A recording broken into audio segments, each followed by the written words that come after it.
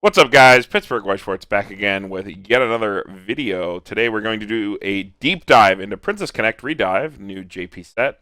I'm joined today by Jason, Hey, how are you? my teammate, Burn1, and we're gonna really get in here. But yeah, we've been putting a lot of work into it. Sort of like that meaningful content, sort of pick through exactly how we struck on what we did and sort of go through all the other options, how we sort of came to our choices and what things were picked and what things weren't. So I think we're going to jump right into it. And where else would we start but the available combos, the set. Going to run them down real quick here. We got the Kyaru level 1. That requires experience 2. It's an on-attack cigarette, so you mill 2 combined levels, salvage. Pretty decent non-interactive combo. It's off door. You do need experience too. I have the Kyaru early play here. It's one of like your go-to targets just for red experience. Then right after that, there's the Kokoro bar combo. It's like a Magro for 3, but you give 1,000 power somewhere, and it's all bar. So that's pretty attractive. There's also the double combo, the little lyrical stuff. The Misogi level 1 and the Kyoko level 3. That's sort of a whole thing. It lets you run a double combo. Misogi combo at level 1, kinda not great. It's like a what is it? It's like on attack reveal top. And if it's anything that's not a like If it's level 1 or higher, you may put it to you may draw it. Otherwise, you stock it.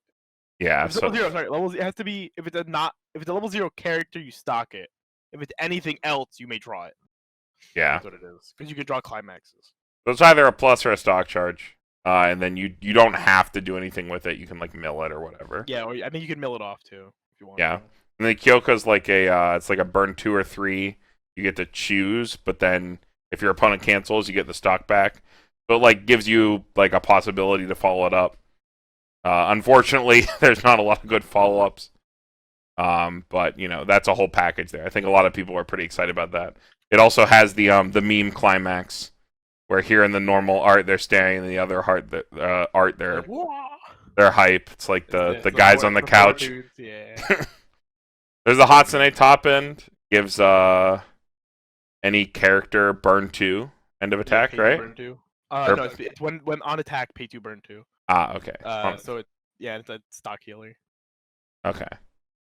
And then getting into the less common combos here on the second line. Well, I guess not completely less common, but the other combos on the second line here. We got the Shiori, which is a pop back combo that only guarantees its own plus.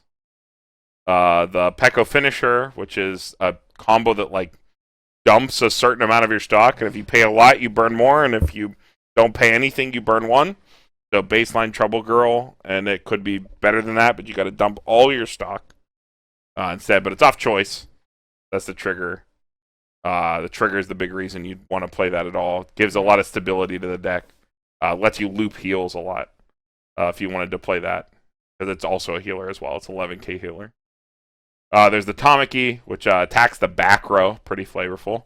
And it's a played though, sadly. yeah, only on the turn it's played, and it's on reverse. One, right? Yeah, pay 2, drop 1, something like Clock that. burn 1. Yeah, clock kick, burn 1. But it clock kicks your opponent's back row, so that's the cool part. Dang. And then ending with the standby combo, which is a 10k hand on core -1 soul across. With experience 4. Yeah, with experience 4. And then on climax play, you can pay 2. You icy tail your opponent for 4, but it hits on all level 0 cards. So that includes climaxes, characters, and if there were any level 0 events. Yeah. Play against P3, level up. Yeah. But yeah, those are all the available combos. I think the only real things to talk about here are the little lyrical stuff and the Peko. We sort of kind of touched on it. Yeah. The little lyrical package, it does give you the ability to have like a double combo where you can run like 8 level 1s and 4 of them are one combo and 4 of them are another combo. That sounds cool in theory, but it does like ruin your sculpting in the early game. Yeah, double level 1 combo is really inconvenient because there's also no good level 1 blue combo to like complement this either. There's like a Saren combo, but it's just like it gets free twin drive or whatever. It's really not that great. Yeah, I didn't even put that on the slide. Yeah, it's not worth noting at all. But so it's like it gets kind of awkward with the other two because being it's an off color. It's cute though because it's split. You get to run 2 combos and then one combos with your top end, and I think people like that, especially from like JP Konosuba with the Resonate Bunny Girl stuff, because they had the stock Yeah. level 1 combo. But that combo was just kind of like gravy. You didn't need it. You didn't even have to play it if you didn't want to. It was just gravy because it already comboed on a climax you were playing regardless. And all your stuff was still the same color. It didn't like constrain you in any way. It was just like, oh, I have a stock soul. Oh, I have a reverse. Sure. This kind of feels like you have to dedicate more to it to actually get something out of it. And it conflicts with the other, especially if you play door, it conflicts with the door combo quite a bit. It also like fucks your experience a little bit more because Yeah. you have these tools to like consistently get the right experience, but then when you have to choose between 2 different colors and you have to level an experience target, it just makes it that much harder. So it becomes you kind of have to decide sooner than like later what you're doing, unless you're just lucky and you can get both level 3s and clock, and then you decide at the point. But Yeah. Kyoka also has some troubles as a card. I think we kind of agreed it was like the most consistent finisher because it's it's you pick 2 or 3. That's all it does. It doesn't have to gamble on anything else. It refunds stock when it burns. But in the end, it doesn't really pay off to anything that it refunds. All it ends up really doing is kind of looping into 2 more copies of itself. So it's like, oh, you can kind of, if on 6 stock or on 8 stock, you could technically, on the end of attack rate, so 7, end of attack rate 7. So technically, this could loop into 2 more copies of itself by just refunding the stock over and over, which I mean is pretty cool, I guess. But it feels very low impact, and it's just like a vanilla healer. It's not very big, so it just dies on the backswing. Notably, something else I also realized after testing is that the card has a full field condition. So if one of these ever gets like memory kicked, like a counter or anything, it turns off the whole combo. And it's also end of attack. So if this card is removed, it also loses its effect. So you don't get to pay the cost either. So you literally, if you memory kick the first one and win, you turn off the entire combo for the turn, and that's really like kind of cringe. Yeah, I think that like the biggest part is that like there's no real actual follow up. It gives you like the idea of a perceived follow up, right? But like you don't have a lot. Yeah, you don't have a lot to actually throw down, even if you still have hand after that. Yeah, you have Musashi. That's about it. The issue is that, again, it's just also eat your hand. It's 7 stock. It's 7 hand total to like triple combo plus, play all the cards. And you probably on like what 8, hopefully, assuming 8, hopefully at the beginning of this turn. If you don't have to combo 3 times, if you don't want to triple, you double, you have like +2 hands. You maybe between like 1 to 3 hand. Yeah, but it's like it's still a lot extra to be like. This doesn't feel like a combo that should be I'm trying to win the game, but it ends up being that way because of the resources that it takes. Yeah, for sure. I think the other like attractive top end here, because when we're talking about level 1s, we're only really talking about 2, Kyaru and Kokoro here.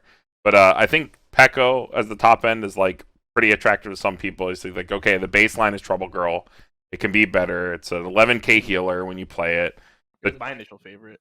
Yeah, and like the trigger is really good for the deck. Like that is one thing that's undeniable. Salvages the memory kick counter, salvages itself, it salvages all the healers. It's just very safe. It's costless unless you want it to be costed. So, and it's one of those things that like I kind of just called it like, honestly, it's playing this top end is basically just playing like boneless pre-nerfs out temp. Yeah, you have a lot of these tools, and then you're playing the same line of play of just loop healers, loop EPs, loop the healer over and over and over. This just has the little caveat that it's like I can slam this choice whenever I want to, and I don't spend any resources that would go into healing. It's just an extra burn, which is nice. And then it's like, oh, and then it has the same thing as Sao, where it's, oh, I can try to push for a game. Okay, let me just push my resources into it. Little less impactful, sure, but it's also more consistent than like Curiosity, where you could dump your resources into it and just get nothing. Yeah, this one's always at least a burn one, right? But yeah. Similar kind of strategy. It's safe. It's very safe, very very vanilla. But I mean, it's there. It's stable. Yeah. You end up like hitting this point where like you win board and then you like play over your stuff to play healers anyway. A lot of the time, which was like also a thing that might have happened with Saltent. Their one healer was smaller, so it didn't happen as often. Yeah, they just kind of keep playing it over and over. Yeah, these things like are really hard to kind of kill sometimes, especially with some of the other like support cards that we'll get into later. They can get kind of big and they can like do a lot of good board disruption to make it harder for your opponent to actually bother to answer them. Yeah, and that's what kind of detracts from the choice in that sense. Like you're already so good at winning board, you like don't really need to slam down other cards. So like you end up kind of negging yourself. Yeah, over and over again. But the choice is definitely good for the deck. It lets you play more heals, which is always the best part, and it salvages all your like good stuff. So. I know we don't need to really talk about Tamaki too much, but that card's also super flavor, and I really like that. Oh yeah, I love the Tamaki. The Tamaki's like Princess Connect is one of the most flavorful sets they've printed in a long time. There's a lot of good like mobile game flavor. They pushed a lot of flavor from like the game. Yeah, Tamaki hitting the back row is like probably the most flavorful thing in this set. Yeah, she's in the game. If when you use her like her ultimate attack, she snipes their backline units. In the game. So she's doing the same thing here. She's sniping your opponent's backline when she's played, and then she just deletes them off the board by clock kicking them. It's really flavorful. Yeah, unfortunately, the Yukari bag support is not enough to save that card, but it is cool. It's very fun though. It's definitely like if you like her, she's also very cute. She's a cute cat. She says "nya" a lot. Yep, we like the cat. We like the cat. All right, but yeah, we can move on to the real cat that we like. Yeah, the real cat that we like. So. Probably, like, pretty obviously, the one that we chose here to go with is Kyaru. Like we said, experience 2, so you got to have, more often than not, it's experience 3. And it sits at 55, and then it's just cigarettes on attack, gains an additional 1,000. So it's going to swing in at 7-5 with combo. Yeah, it's 75 for no reason. It's actually ridiculous. Like, cards that hit that kind of power threshold are usually pretty attractive regardless, because 75 is like a threshold most decks shouldn't really be hitting with their combo without anything else. And this card doesn't need a field or anything. It's just if you're playing the set 55. By the way, when you play the climax, you're 75. It's also relevant because 55 on defense is like pretty solid too. Yeah. It's not like the true 8K threshold that you like really want to be hitting, but it's good enough. Yeah, 75 still forces them to counter 1/1s if you want to, or they have to like encore it. It'll randomly just beat over like any other combo.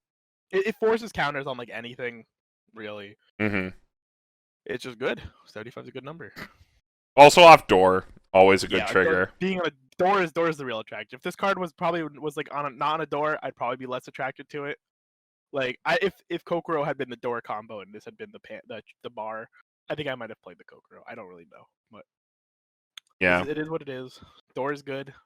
Kyaru is cute, and the combo is the tobacco is not like a great combo by any means. This has been a discussion that I've seen a lot on like Twitter. Yeah, it's been like thing lately. I don't want people to think like tobacco is some like amazing combo. It's just what I would consider to be like the gold standard of what like a set with like a competent combo is. Like this is a combo that I am never upset to see printed, but I would still always like to see better. But I am not adverse to running this card as long as it's like supported well. It has other things going for it too. Like yeah. It's 55 base. Color. Yeah. It has a big number. Hits relevant color. Good trigger. Kyaru. Yeah, good climax. Also, like we'll get into this card later, but the way the Saren Ricky works, basically it makes it so that the experience condition, which was already in the builds that you were playing this card, not much of a problem due to like the number of cards that you were running for experience that were also on color, but like it makes it just a total non-issue. Like the way the card works, like hand waves the experience requirement part. Yeah, it's great. Yeah, just super solid level 1 combo. Yeah, definitely one of the ones you want to look at. You could splash into like any build, honestly, as like your combo of choice. Yeah, it's super non-committal because of the cards, quote unquote, it's attached to as an experience requirement, right? Yeah, like your cards you want to play anyway. So getting into the top end choice, we're going to Kyaru again. So we were. It's kind of funny. We were playing like differing like 8 global soul builds, right? Like I was playing like door pants and you were playing door choice, and we were like, okay, but But what if we played like, okay, here's the 8 standby list, and we're like Yeah, messing with I that. sat there at work. I sat there at work one day, and I'm like, what if we just put door standby? Because I read this card, and I'm like, this card is really sick. Hmm. Like, and I'm like, do we have enough to support door standby? And at first, I think we kind of both considered it to be kind of bad, and we like looked at it. We were like, It was a we're little trying to weird at stuff- first, right? we were trying Yeah. to stuff too much standby into this deck, and so it came out really janky, and it like didn't look very appealing. So we didn't bother. And then we thought of it again. We saw a Twitter list of somebody that actually also humored the idea, and their list looked a lot cleaner than ours with some of their card choices. And so we went back to it, kind of renovated their list up a little bit, put some cards that we both liked, and Hmm. and we kind of split off in color choice. But besides that, it's we managed to make this combo the most appealing combo because of just how impactful this card is and how nice standby is in Precon in general. This So, card on its own will win you so many games that you otherwise do not have the ability to win. mm-hmm. So like the combination of having Hand on Core and the -1 soul of across makes it so that your opponent is like both de-incentivized to extend to kill this card, but also must extend into this card to deal any damage. So they can never ignore this, no matter what. So it claws you back into those games that you like basically shouldn't win ever anyway. So like those games where you eat so much damage early that you should never win, this card can win you those games if you prioritize getting this card out. This card isn't also like a new profile. It's like a different version of like the Chris from Symphogear that also did something very similar. It had Red Encore instead of Hand Encore. Yeah. But that was in Symphogear. This is in a good set. Yeah. So this becomes a lot stronger when the cards around it support it so much better than what Symphogear can do. And it being a really attractive combo also feels really good because standby combos at level 3 are really strong because it makes your soul less suffocating when you open lanes, and in a standby deck you're opening lanes a lot, so it's just bound to happen. So being able to just swing for 3s in an open lane is a lot more appealing than 4s. This combo is also very stock light despite its cost. So its cost is on play of Climax, pay 2 to Icy Tail the bottom 4 for 0 cards instead of characters or climaxes. But in the end, because you're standbying this card, a lot of the times that whenever you're choosing to play this option, it's basically the paying of the cost of the card. Yeah. So you're usually always gonna have that stock anyway. And then what's nice is like, obviously if this card survives, which it should, you've probably generated enough to do the combo again should you draw the standby again. So it'll kind of just like keep feeding into itself because it doesn't leave the board. Like Carmen said, it's also very suffocating. So being on a standby, getting played at 2, all of a sudden people don't want to fight this card because they can't just slam things into it. They have to slam a climax. They have to EP, and then if they play their EP and they lose because this card is you're a standby deck, so you probably have some sort of back row behind it as well. So it's naturally big, and then you force counter or whatever. It's just minus all around because then their EPs also they paid stock for a one soul attacker. And Yeah. it never feels good for the opponent to have to deal with it. I think the biggest thing about this card is that it forces your opponent to either slam climaxes or invest a lot of resources just to even contest it. Yeah, that's great. They can't do the good old slam level 0s and go. Yeah, just ignore you. They can't go under you once this card hits the board. And I think a lot of more experienced players, they see the -1 soul across, and all they see it as is that it gives my opponent better numbers going into the end game. But the fact that this card comes online at level 2, and a big part of that is the Shinobu 1/0. So this card is just on attack, surveil top, and it has some other abilities to get power and stuff like that. That card's pretty important for like making sure you can ramp this card to the front row on your level 2 turns. It makes it a lot more consistent because you're like digging a whole extra card to get there. Like you wish you had Twin Drive in this set, but the only Twin Driver in this set is Tied to Climax. Yeah. Yeah, it's when you play a Climax gains Twin Drive and then it's an assassin. So you trade the fact that it gets power for a conditional Twin Drive, which unfortunately just doesn't cut it. Mm-hmm. It really, really doesn't. So unfortunately, this is the best option, which is still fine. It still does the job it needs to do. It still looks through 2 cards. It's just less impactful in multiples because you can't pay out the triggers you kind of just get stuck with it. Mm-hmm. But I mean, hey, it's doing the job that a standby deck needs it to do. So it's on color for your level 1, so it's a good auxiliary as well. Yeah, that's the big thing that makes it the best auxiliary. But yeah, even like going for this pretty consistent. I think people see like, oh, for standby, it's like, oh, getting this out at level 2 seems kind of sus if I also want to play the combo. But it's really not. Between the Shinobu and honestly, this card is so high impact that sometimes you do give up those attacks to put this card to front row. Because in certain matchups, it could just win you the game. The Fog of the One Soul is like really, really strong. Yeah, giving up a 2-soul swing for something that may just blank their turn seems fine to me. The only issue I have with this card is that unfortunately it's not like the timing is awkward. I wish this card was just beginning of attack phase if this is in the front row, pay cost or whatever. So you have the option to stand by it to the front row, but you never have the option to stand by this card to the front row. At least when you play play the combo, unfortunately, because the timing is counterintuitive. So it just the standby always assumes the card is already on board. It doesn't get to supplement itself like that. But it's fine. It's just a small issue with the card that it's actually pretty similar to the Kyoka in terms of like its expected burn value. It's usually burning 2s and 3s. So like you're getting the same relative numbers anyway. And this is also a decompression tool, which Pre-Kine doesn't really have too many of. It has this and it has stock swap, which we'll talk about later. It's just so having an extra access to a decompression tool when your opponent's really compressed can also just win you the game right there, because they can't just sack a turn where they're like, oh, I'm like 2 and 5, I'm not taking damage. And all of a sudden you just go, nope, mill. Yeah, get that out of there. Yeah, you hit both of those climaxes, and they're also taking a burn 2 for it. Pretty BM. Obviously, Icy Tail can do that too, but but this is a cooler card. So all right, moving on to the other combo package. So I've kind of lumped everything in here. This is like a single slide outside of the like deck list slide we'll get to later about 8-bar. So if you choose to like go into bar level 1, the thing that you give up is like you get slightly better deck speed and a better trigger for a level 1 combo. It's more consistent because every attack gives you another chance to get your level 1 combo. It's always good. But it's less selective, and it only gets like it only gives power to another lane. No, it gives it to itself. It gives it to itself. You can give it to itself, yeah. Yeah. So this can be a 7k, or you can potentially get one lane up to a 9k. Yeah.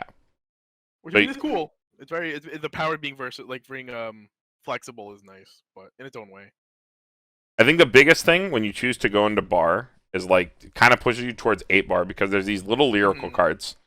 There's the Misogi and the this other one here, the fucking carrot girl. Mimi, yeah.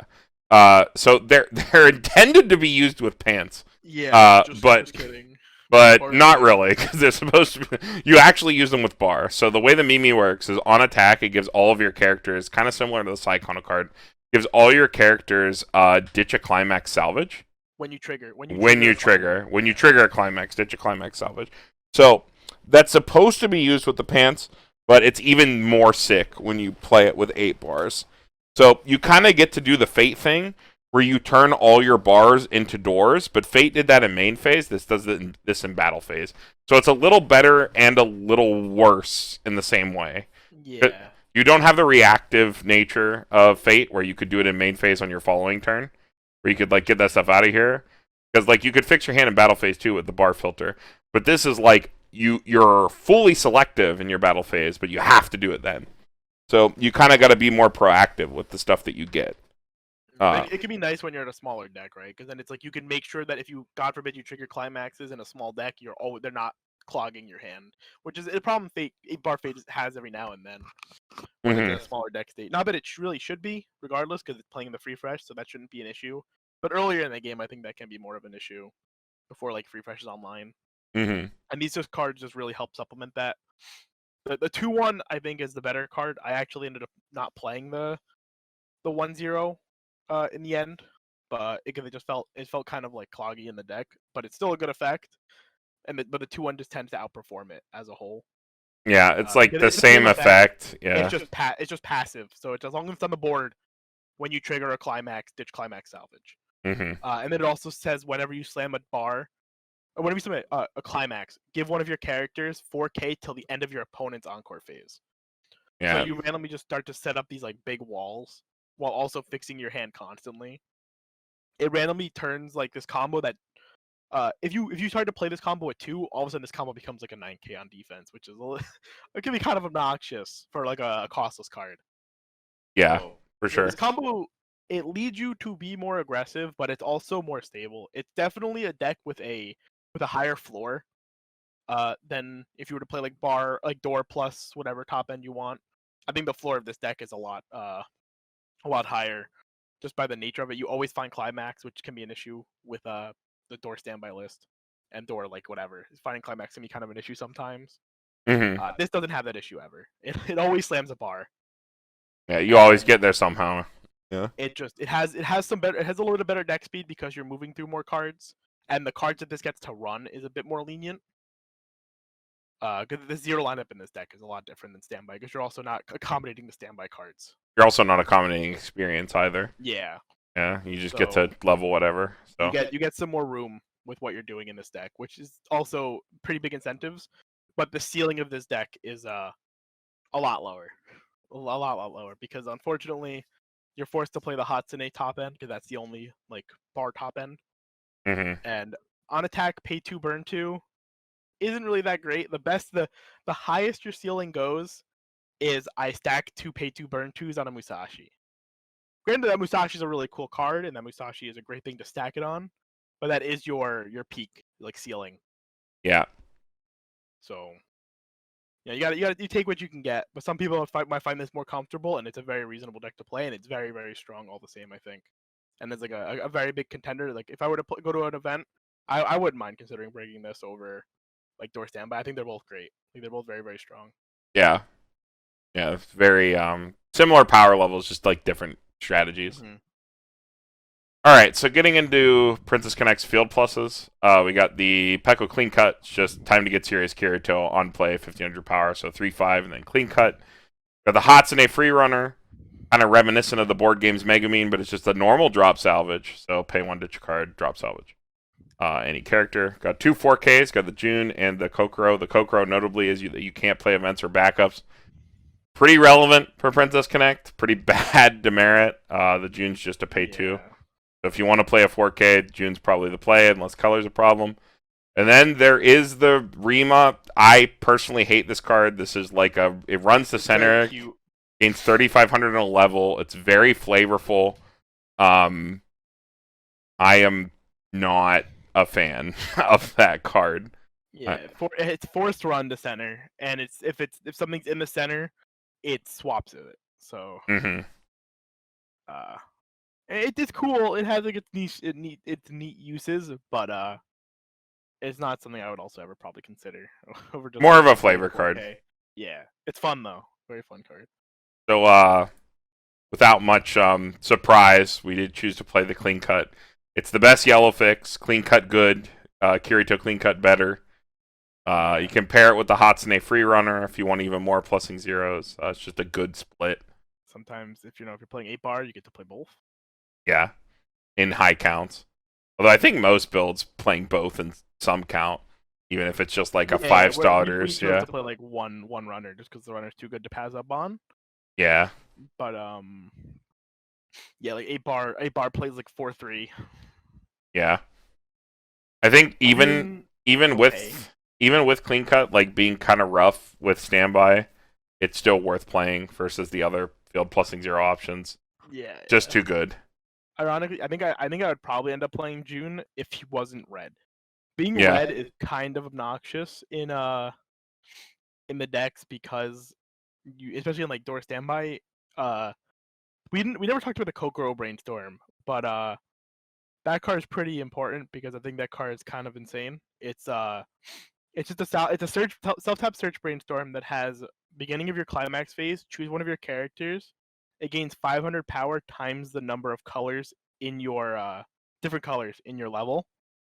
So this set wants to play 3 colors. Like it really wants it because 1500 buff at level 3 on your Brainstorm is like kind of nuts, and it's just the fact that it's just a scaling power buff as the game progresses can kind of always good, yeah. Over an edge, and it randomly helps you win board a lot of the time out of nowhere. Like 5K clean cut at level 3, kind of spicy. Not really relevant too much, but it's cute. Yeah, gives you that option. Yeah, so June being red in a predominantly red deck is kind of a where you want to hit red level 1 experience. So it's like not even a good level target. In bar it's probably fine, but bar has so much more room that it can play, and it doesn't get hurt by playing the clean cut, because that's the biggest issue. With standby, clean cut's not always the best card, but it's yellow, so it's far more appealing, regardless. And then in 8-bar, you can play the clean cut and not feel bad about it because you have like more value. So June isn't needed either. June's kind of just good if you want to build like a second deck and you don't want to buy extras of these cards. It's like, hey, you have this. You have the Kokoro too. Kokoro is also yellow, but like we said, especially in standby where we want the yellow, we want counters as well a lot of the time, or we want the access to be able to counter if needed and threaten it. And sometimes that card is just not. It's not worth having that demerit on the board. Yeah, for sure. So we just avoid it entirely. Clean cut just also like retains its value all game, so it's always the better plussing 0 option if you can support it. Being able to randomly save your combos and stuff is always very cool. Moving into some other level 0s before we move on to the rest of the deck, we could not talk about Princess Connect without talking about the Saren Ricky. I was talking with Jason beforehand. We were putting together the slideshow, and I'm like, what do we really say about Saren Ricky? And Jason's just like, free Ricky, go burr. And you know what? That's basically this whole fucking card. So this is a on play. You pay 1. You check up to top 3. Choose one of those cards from and put it into your clock, and then salvage any Land Assault character, which is the common trait. So it's the Mayuri from Steins Gate. Yeah. So that has an extra effect. Yeah. So this card also has on your opponent's climax play. Send this card to stock. So this is a more often than not free plus.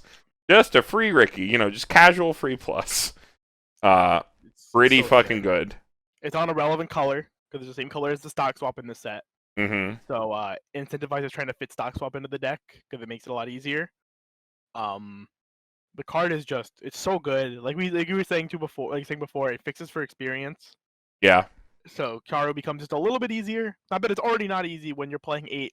You're playing like 8 experienced targets that hit. This just makes it like that much easier and helps you to sometimes select for the more optimal of the cards that you want to be leveling. And then it's still pretty selective. It gives you the extra mill, but it also lets you pick what you're milling, because you have like the Kristas that are like on play mill top 2 and then Ricky. And technically this is just strictly better than those, because it's both 2 effects on 1 effect, and then you get to pick what the card you're not having the option to salvage is. Yeah. Which makes it like drastically stronger. Yeah, I think this card is completely insane. Despite not being a search Ricky, I think this is one of the best Rickies they've printed search Ricky over this card in a long time. Yeah, this card's insane. This great. It dodges reverses, so between this and clean cut, they just don't get to have things a lot of the time. It can be really, really annoying. And it's all incidental, right? Like you're not trying for it. Yeah, you don't have to try to deny your opponent's reverses. You just get to do it for free, which is like a big feather in Princess Connect cap. If like on reverse combos become like something that the meta is like really like crutching on. Yeah, and this is a card that you can just kind of like you can just field at 0 and not feel bad about it, especially if you can incentivize your opponent to blow the climax. And sometimes these cards can also de-incentivize, like especially if you're playing against like a lower tier player or somebody that isn't familiar with Princess Connect and they don't know what you can do with your stock. It can kind of actually de-incentivize certain people from playing their climax. Yeah. And that's also of note. I've had it happen a couple times with like locals and other stuff where they're just like, you have 2 of those on the board. I'm basically giving you a free fresh for free if I play this. That doesn't sound very appealing. And then they just opt to like wait a turn and like answer the card, and that that's fine by me, because that's damage that they're not pushing, and they're letting me have a free turn basically just for the cost of like my regular card that I already probably Rickied with anyway, at least once. And speaking of the free fresh, this Kyaru, I think this is the most biggest sleeper card, most overperforming tech card.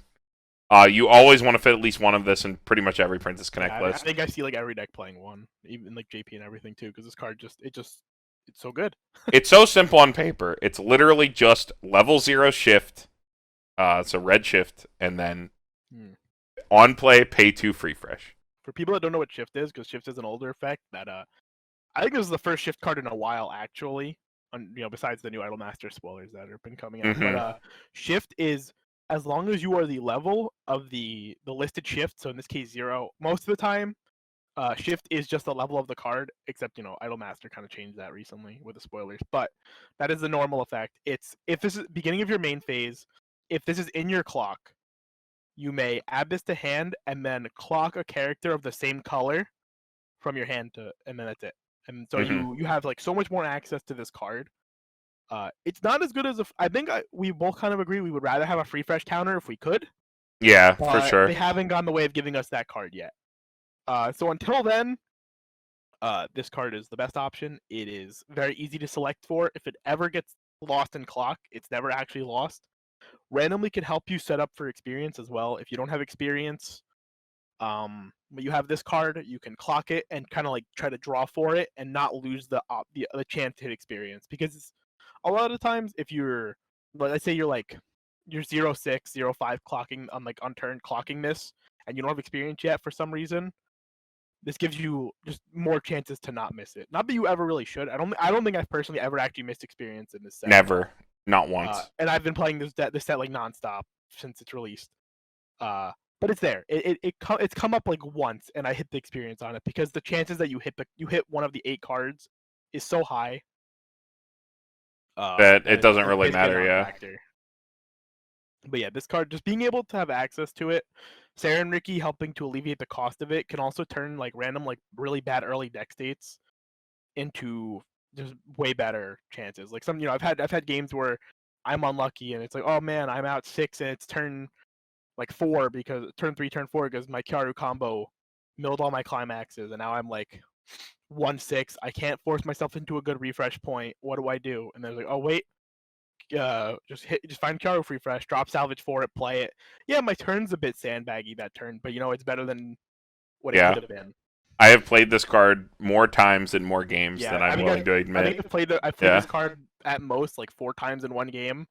Yeah, but, about that, yeah. That's a lot for a free fresh effect in a set like not like Fate or something. Especially when it's a 1-of, right? Like it means that like the number of times you can actually resolve this card at 1-of is like really insane. Especially if it ever is a clock, you just yoink it. You're just like, all right, fine, put it in my hand. Especially when you're playing cigarettes as well, so it's like this is always a good pickup to grab as a level 0. It's always safe. Yeah, always a good card to go. Such a great card. It's a Kyaru, so I'm even more biased towards that. I wish this card came in foil. Yeah, unfortunately, does not come in foil. This card saved my ass too many times for me to not buy a foil if it did exist. Yeah, I really appreciate this card a lot, and this is a card that we talked about it when it first came out too, and I was like, I threw it in immediately because it was just another Kyaru card to play. And Carmen asked me, he's like, oh, do you think that card's actually worth a slot? And I'm like, yeah. I played like 1 or 2 games with it. It came up in both games, and I'm like, yeah, this is worth a slot. Yeah, the second I put it in, I had the exact same reaction. So definitely a card you want to play. Yeah. All right, so and it's a common. Yeah, it is just a common. Moving on to our handfix and sculpting tools. This one's going to be pretty quick.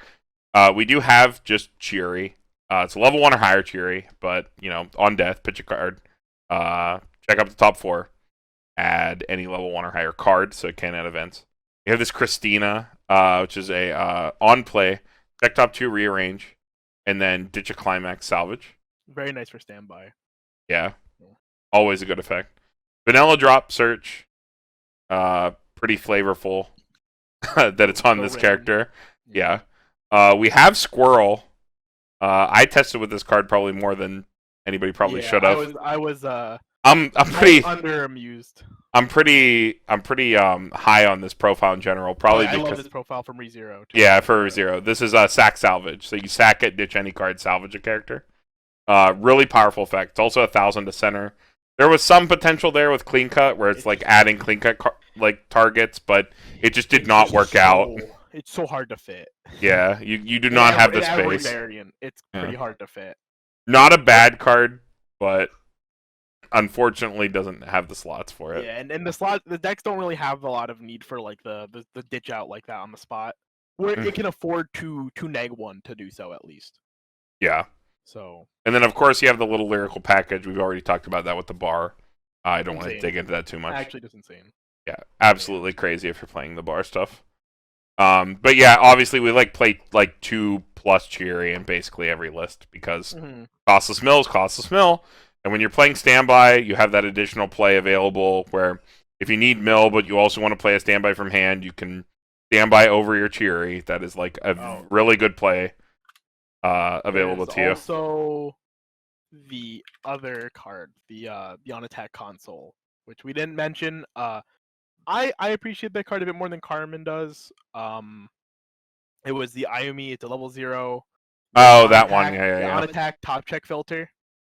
Yeah, the Ayumi. And then it has pay 1, sack itself, check 4, add 1. I do see List still playing it. It's a nice card. Again, it's one of those cards that if I was playing 8 standby, I'd be more appealed by it. But like, or if I'm playing like yellow stuff with standby because you have an actual 1/1 target, we'll talk about. But I'm not totally. I don't really dig the card all too much. It feels very medium, where it kind of conflicts with the spot I want Cheery in anyway. Yeah. So I'd rather just have Cheery because I value the costless mill versus the pay 1 sack.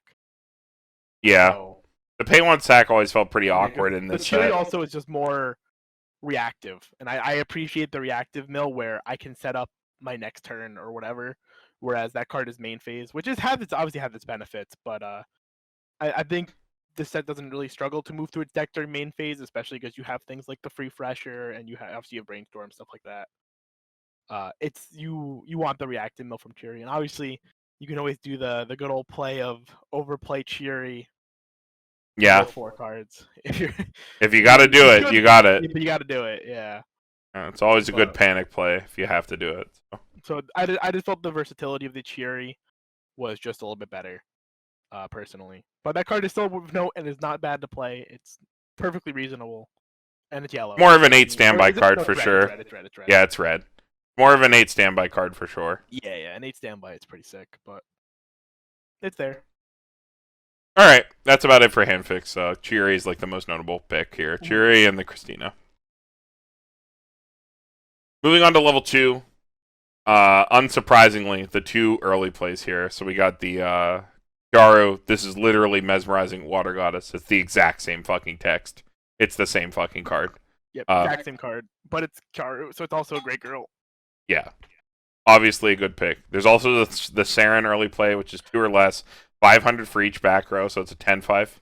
Then it's a normal healer. Also really fucking good.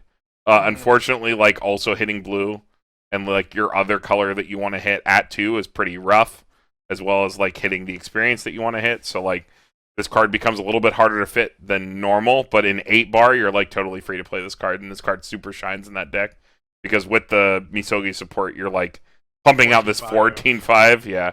Like disgusting. You can be like 17, 18 on attack, and then you're 14/5 on defense, and people just look at it and they're like, "Yo, fuck that card." Yeah. Saren's not going anywhere. So, but yes, but both these early plays are extremely, extremely good. You're not at a loss for good it's level 2 options. Had Saren been either of the 2 other colors, you probably would have tried to find room for it. Yeah, for sure. Blue just happens to be the more awkward color with the set the build we like to play at least. Yeah. Probably the most notable card on this whole slide is the Peko 2/1. So if you're familiar with Konosuba, The Legend of Crimson, this is like a better version of the Aqua support. So it's 2k in front to level 3s. And then you can rest it to give one of your characters on reverse stock kick, which means you kick your card your card reverse to stock, and then they pay out their top stock. So it hard removes their card from the board, and it gives 1,000 power for experience 3, which you have to hit for like your level 1 in most of these decks anyway. It doesn't matter. Yeah, so it's just free. So it's just a better version of the Aqua on paper. Bottom deck is a little better than stock kick in most situations. In the situation of Konosuba, at least I think the bottom deck is better. I think stock is normally better because stock incentivizes them to have to pay out the card. Bottom deck has the nicheness of you bottom deck it and then it can be a free damage. But all the time, it also could just they redraw the card. It can happen. You give it back to them to select for less effort. Yeah. Whereas they have to pay out if it goes to stock, they have to pay it out. Stock can also technically bury climaxes, whatever. I distinctly remember being made fun of for saying when I saw this card, this is a reason to play yellow as your like auxiliary color. This card is like insane right very now. Appealing for sure. It's like this card felt better than it looked, I think. Yeah, for sure. I like Aqua support a lot. I think that card is insane. So I was very, I like this card a lot on paper, and then it turned out when you play with it, it's just as strong. The fact that Kyaru is an 11k on attack, this makes it a 14k that can remove something is great. It can turn like your regular cards into just bigger cards that are just that much harder to remove, and it's very frustrating. Yeah. And then it just makes it so you can just force over lanes between this and the brainstorm. It can be just so hard. Yeah, you're swinging insane numbers. Yeah. You can bust down pretty much everything with like Kyaru. You turn a random 10k into what, a 14-5? Yeah, you just do whatever you want. Yeah. It's level 3, like 14-5. It's level 2-3. It's just like that's just obnoxious. Like you just accept. Most people just accept that their card's gone because it's just not worth countering over. Yeah. Great card. Counters, we got the Squirrel counter, which is just a 1/1 blind shot counter. 1/1 counters with soul triggers are more important when you opt to play Choice, which is why I put it on here. And Choice wants to play this card anyway. Yeah, for sure. It's just a good card with a soul trigger that you can salvage. Just a 2k counter, but you can get it with Choice. Yeah. So you got to make up for the. So you have 8 climaxes that can grab the counter. Yeah. Then you have your combo that can also grab counter, so it just gives you more versatility and obviously ups your soul count. Yeah. So always a good include. And then there's the 2/1 Yuki counter. This is unfortunately a box stopper promo. It's probably this and another card that we'll get to when we look at the overall deck list. The only dude in this set, you got to pick up Yuki. But he's you. So you gotta put yourself. You gotta self-insert yourself into the deck at least. Yeah. So this is a 2/1 Aaron counter. It's forced memory kick. You have to report versus your opponent with it. A little annoying sometimes. It'd be great if this card was optional, but it doesn't. One card of memory compression isn't breaking any banks. No, it's not pushing. More upsides than downsides. Oh god, if I didn't memory kick it, they would have taken his damage. No. Yeah, it doesn't happen. You care more about the fact that their card doesn't come back and that it's just gone. Like Sayonara. The 3k is also putting you at pretty disgusting defensive thresholds, regardless of what deck you're playing it in. So 15k off just the back row and the counter pushes you pretty far. Makes pretty dumb. Saren gets a 17-5 on defense if she's buffed. Yeah, pretty stupid. Basically. Yeah, you cannot reverse Saren in 8-bar. This card is also blue, which can matter for the decks that play less blue. Having access to this card is as extra blue, and it's experience too if you need it. If you're that desperate, it's there. So it's just an all around like great card to include. The set lacks impactful counters. Like I said, it didn't have free fresh counter. If it had free fresh counter, I'd probably just play that instead. But it doesn't, so we play the next best thing. Yep. The hard removal counter, that's big. So moving on to our choices, these are pretty obvious. We're just going to talk about the early plays really quickly. We basically already talked about them. So Mesmerizing Water Goddess is a profile that's literally always going to be good. That is just life. That is just White Schwartz. Like a 1-cost healer that swings in for 11k is always going to be a good card. It's going to be really rough to find a set that doesn't want to play that kind of profile. Yeah, early. Like you could probably make an argument to not play it if there's like it has to be a really good other early play to not play a Water Goddess if you have it. Yeah. So. And we already talked about the stock kick and everything, so we can just. The card's just big, just great card, great character. Yep. The OFR is hella pretty. Yeah, it is. For sure. Put it on here, SMH. No, I get yelled at for putting the foils on here, dude. You got to put the base rares. It makes it easier to read, but yeah, the OFR is really pretty. Take my word for it. I have 4. Saren for sure. It's more of a threat in the 8-bar deck. Just can sit at fucking 14-5. Yeah, the card is just, absolutely insane. Such a stable early play. It's not as good as Mashu, notably. Why Mashu is 500 more power? I guess its base is lower. It's 9k base. Versus, 9.5. But I'd rather everybody'd rather this card be Mashu, but it's not. For one reason or another. but it's still fine. 10-5, 10-5 early play that sits on board is fine. It's a healer. It's a good early play condition. Saren's hot. Very, very standard early play. But she's hot, yes. Yeah, I snuck that in there. Yeah. Mama Saren. And then, but this card, this being blue is very relevant for this card because it's on color with like the Misogi back row and stuff. And that's the card that pushes over the edge because there's only 2 really early plays in the set, and it's these 2. And this card benefits from Misogi drastically more. Yeah. So, card's just good. You play it if you can play it, you play it. Simple as that. Moving on to the other level 3s that we have access to. We briefly touched on the Musashi. The Musashi is pretty interesting. It's Shiori. On attack, if you're playing the game, basically, it's plus 5k and no events or backups, which is pretty cool. Every turn. Every turn. That's every turn. Musashi's obviously only when it's played from hand.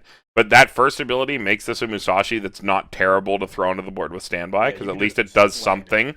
And you can just slam this card, and this makes it so that your Musashi just can't get like money counter or anything. It's just you're getting your Musashi effect 100%. No matter what, yeah. There's no anti damage here. There's no counterplay. You can't tap counter during its attack. So not that like tap counters and stuff are very relevant right now, but tap counters are normally in effect. That's like you have to win 2 lanes to ever make tap counter relevant. This says you have to win all 3 lanes to make tap counter relevant, just for existing. And it's in yellow, which is also a relevant color. Yeah, so, good card to have access to. For sure. We got the Librista stock swap, just on play, pay 1 stock swap. And then on attack, you can pay 1 to give it 2,500 power and a soul cross turn. But it's an 11k cross turn if you choose to do that ability. The fact that it's super sick. Yeah, stock swap and like quote unquote off finisher potential on the same card is like really, really good. Helps you punish the stock swap as well, since you're supposedly decompressing them, and then it gives you the ability to actually push the extra mile, which is very cool. Or set up nasty side attacks. That's just like you can get the side for 1 on a level 3 with a climax. It's pretty sick. Yeah. Libris is also hot. For sure. This card's great. It's always good to have stock swap in your set, no matter what level it's on, honestly. So, we got Pudding. Unless you're Hudson Abadir, I guess. Yeah. We got Pudding, Miyako. Got a whole fucking slide for this. So this is my favorite level 3 in the set. Yeah, me too. And then moving over that for now, we have the TD Kyaru, which is just an on-play bounce. And then on reverse, pay 1, pitch 1, burn 1. I think it was on reverse, pay 1, pitch 1. Yeah. Double check that real quick. But yeah, it's pay 1, pitch 1, burn 1, and on play, I think it's draw ditch bounce. Yeah, draw bounce. Yeah, so depending on your meta, this and the Miyako kind of like compete for slots. But like it's a good card no matter what. It's a good card to throw out with standby. It's like it's just solid. Bouncers are good. It has the off finishing potential, which a lot of bouncers don't get. Which is pretty nice. Like you can't really complain about this card existing ever. No, just a good card. It's a card a lot of sets I think would wish they had. It just ends up being that Precone has a card that's better, and is pay 1, drop 1, burn 1. Yeah, on reverse. Yeah. But yeah, it's just Precone has something that we both value more highly than this card. But if Miyako didn't exist, this card would be an include at least as a one of. It's just great. Yeah, it's very nice to have for sure. And then we have the Kokoro. This is a back row level 3. It is an on-play heal and 2,000 to front. So if you standby target for green. Yep. If you're teched in green and you want to play you want to play into standby more, no matter what build you are playing, this becomes your like auxiliary level 3 of choice. A lot of the time you slant towards this card. Card's just good. Yeah, pretty simple but pretty strong. So getting into the actual Miyako. So this card is like, I think this is one of the most flavorful cards in the set. It's like this and Atomiki. It's like it's unique to Weiss as well. Yeah. So it's on play, level down, but you only can level down to 0. So you have to choose a level 0. Yeah, you can target back row. So it's on play, level down, but you have to choose a level 0. So there has to be a level 0 in your opponent's grave. But you can target anything, and you can even target other level 0s. So you can swap a level 0 for another level 0. So you can screw over any of your opponent's specific field conditions, depending on the deck you're playing it into. It fulfills its other effect, which is on reverse, no matter what turn, your turn or your opponent's turn, pitch any card, heal one.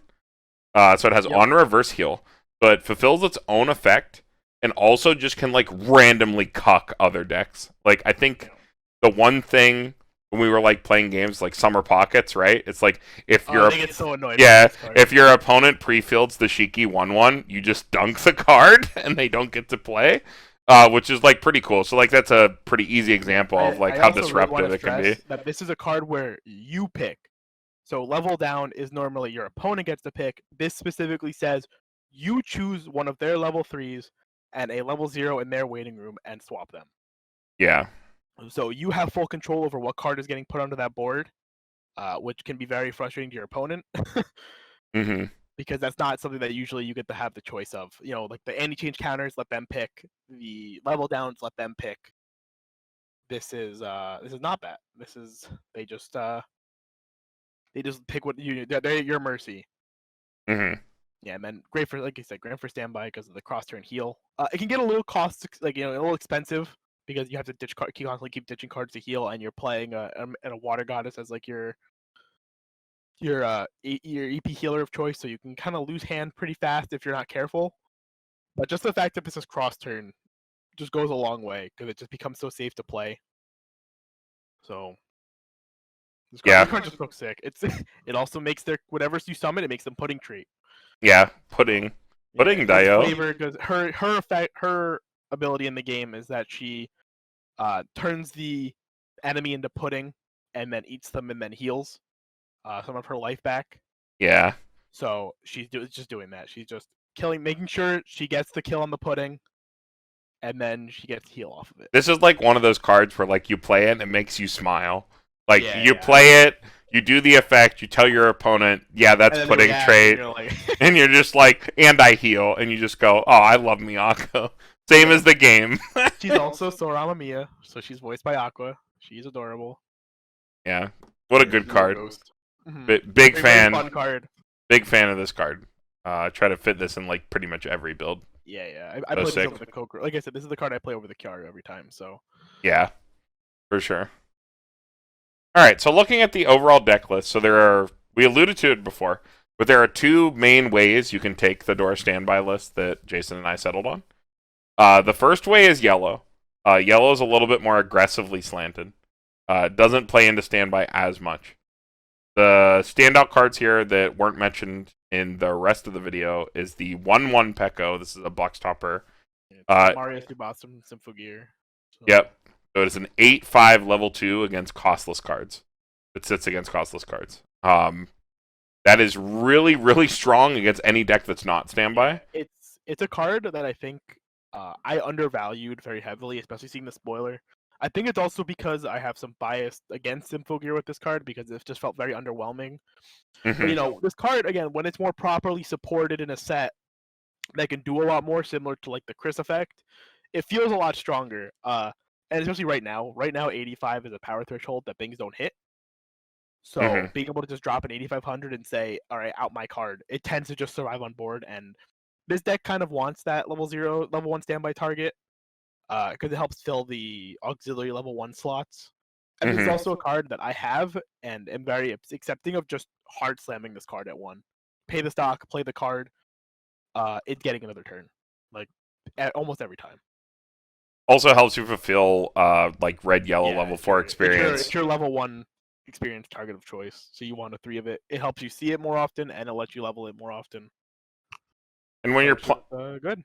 When you're playing yellow, again, you're not slanting as hard into standby, so like only 2/2/2s. I opt to play the Miyako because it doesn't require a full field condition to hit full power. I opt to play June. Yeah. It's hexproof, so they can't wind it. They can't bounce it or anything. They can't do anything. Sao can't just like play their card and get rid of your 2/2.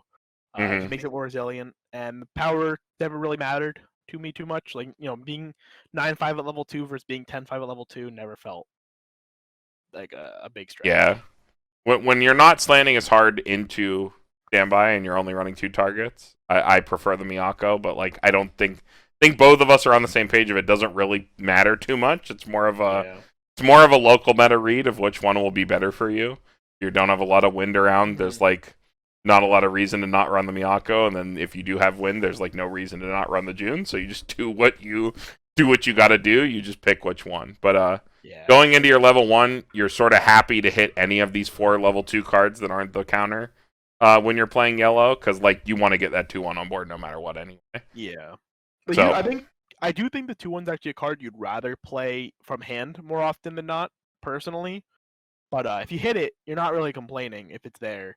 yeah, it's more Because just of the power gravy. effect. Yeah, the power effect is there. I just personally like it more at 2.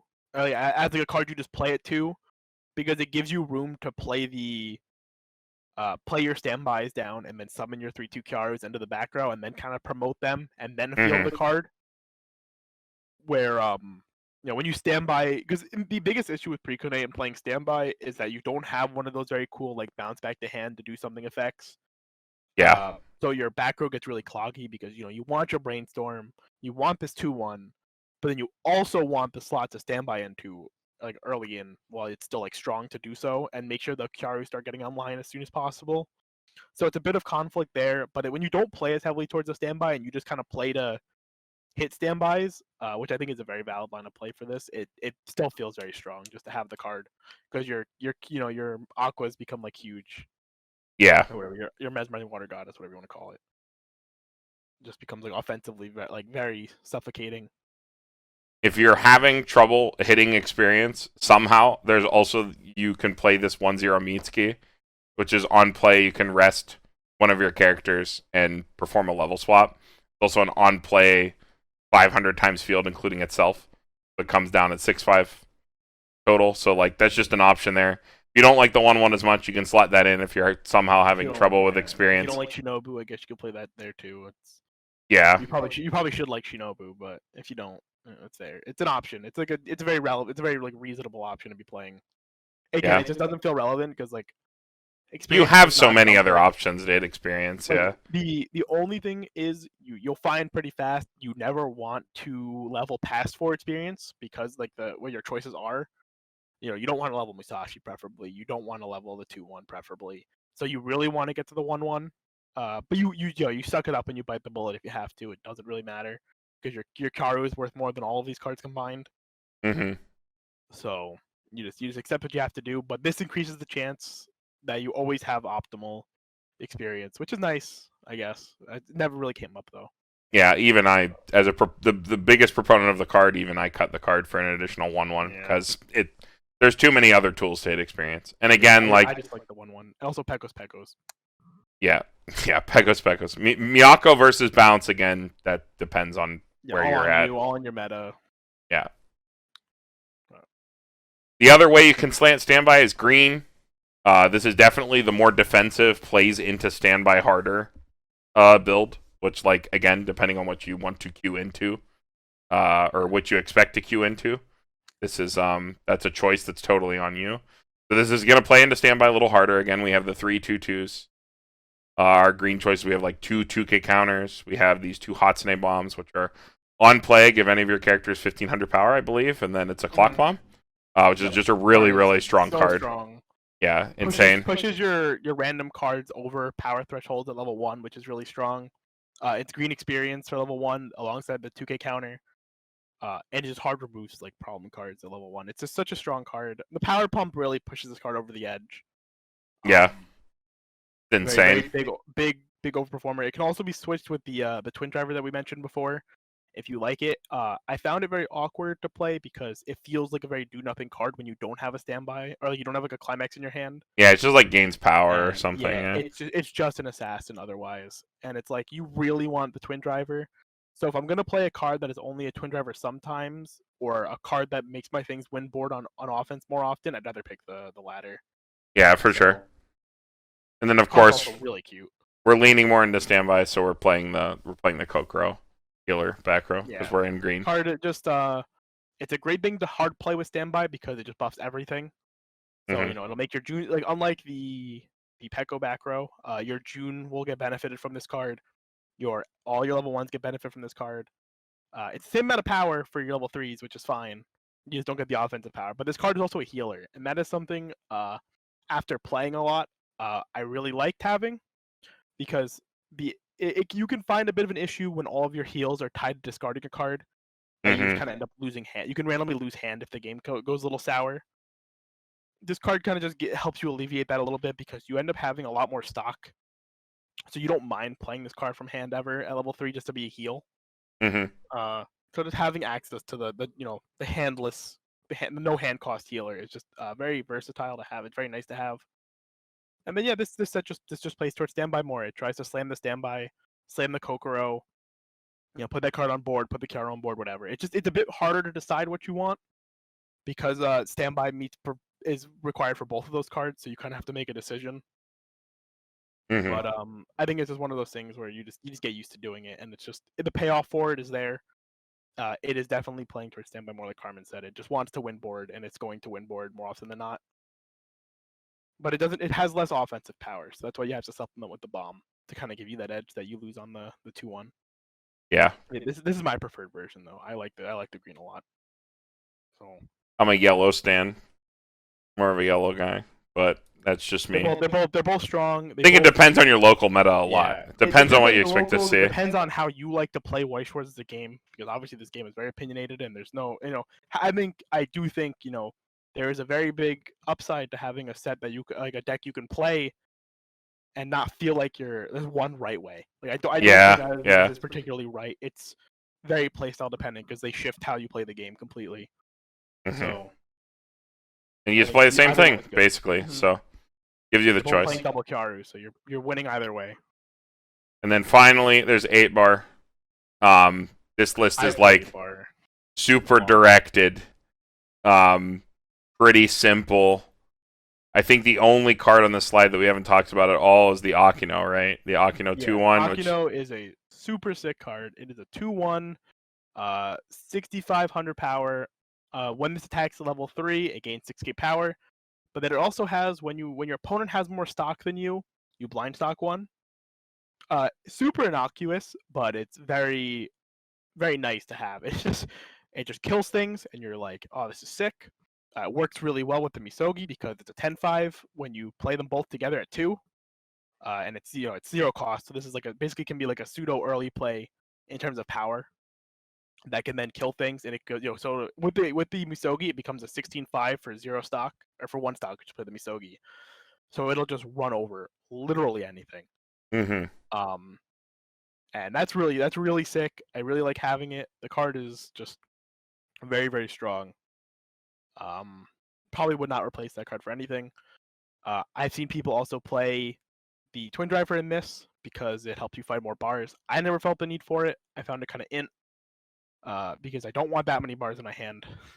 And bar into bar is not likely enough that I care to pay out the blind stock. Other than that, I've moved over to a bit different, which we didn't actually show here, but there is so I'm playing more of the bomb. I played a 3rd bomb, and that's all my ones, so I'm only playing 7 ones instead of 9.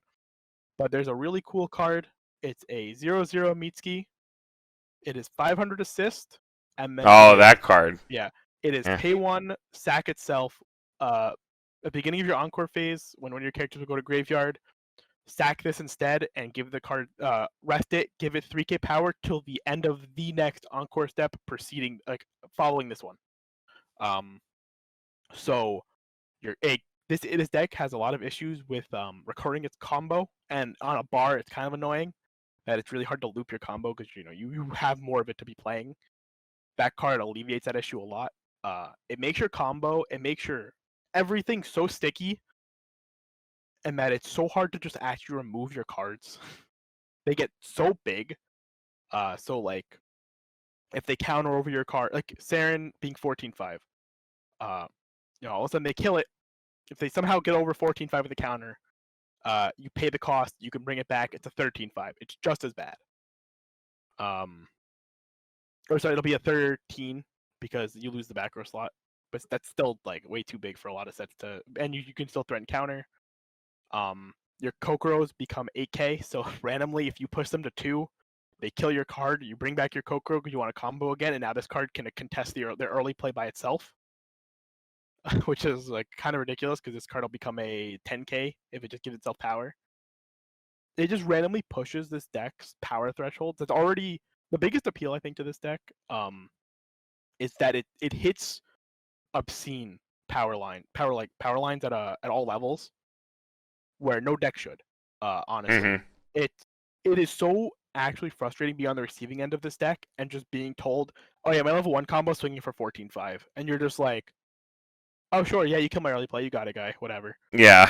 And you just get like, you actually kind of tilt a little bit because like it never feels good having a costless character just kind of run over your 3/2 or whatever for not doing anything extra. They're not playing the game. They're not like going out of their way. Maybe they play their bomb on the field and they attack with that too. Like, oh man, they gave their Misogi power to this card. Oh darn, whatever. Like, then they're not losing that much doing that, and just to kill your card. So like they start contesting your things at 1. It never feels good. To be on the receiving end of it. This deck, like I said, it's very stable. It's doing the same thing every game. Your stock healer is also just very nice as a card that you can kind of play. You can heal. You can slam your bar, give your burns, and then burn if it's good. Burn if it's you don't have to commit to the whole double combo plus Musashi. This can just be a card you play one of. You slam your combo, you give the burn to something, and you wait and see what happens. You trigger too many bars, sure, I'll pay out the blind stocks, whatever. Maybe it's bad. It just gives you a lot of room to do things, and it's not it's not super impactful, but it's very safe.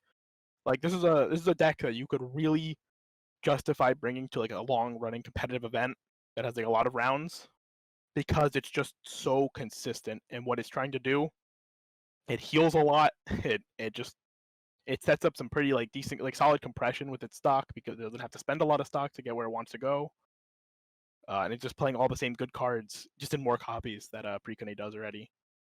Notably, this doesn't have the free fresh in it as well. You play the one at the free fresh because that card's just too good. Yeah. You just cut like a Kyaru or something and you play it there. You free fresh. You just do it.